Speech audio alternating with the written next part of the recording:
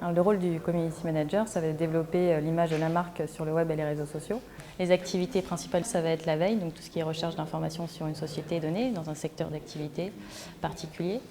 Ensuite, il va y avoir toute la partie création de contenu. Et la dernière partie, ça va être animation et support sur les réseaux sociaux, donc répondre aux questions des internautes. Et puis ensuite, il y a toute une partie rédaction du contenu. Une fois qu'on a échangé avec le client sur les différentes thématiques et les différents événements de l'entreprise, il y a aussi tout l'aspect derrière, rédaction de contenu, écriture. Alors moi, j'ai suivi une formation en sciences économiques et gestion de l'entreprise. Et puis ensuite, j'ai fait ma dernière année en marketing opérationnel international. Une grande partie du métier de community manager, c'est effectivement toute la réflexion en amont de la ligne éditoriale du client.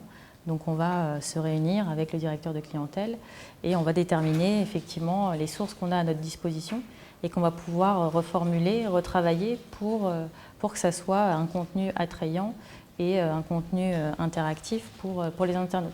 Pour un client, on gère plusieurs comptes. Donc, par exemple, le compte Twitter, son compte, sa page fan Facebook, et puis son compte dans un réseau plus professionnel qui est Viadeo. Alors, Sophie, est-ce que tu peux nous dire sur la partie communication RH, qu'est-ce que tu as, toi, cette semaine à communiquer? Donc là, tu vois, c'est un bon exemple de publication qu'on va réaliser sur Facebook, sur la page d'un client, pour, par exemple, remercier sa communauté. Ce qui me plaît le plus dans mon quotidien, c'est la diversité des missions. Ensuite, le côté rédactionnel, donner envie aux internautes de vous suivre. Oui, il y a des choses qui peuvent être moins amusantes, comme la notion du temps. Le temps est complètement raccourci sur Internet et donc parfois on a un peu la pression de ce temps-là où il faut répondre à la minute dès qu'il y a un commentaire. Une deuxième chose, c'est la dépendance qu'on peut avoir au niveau des outils et donc ne pas rentrer dans cette dépendance-là.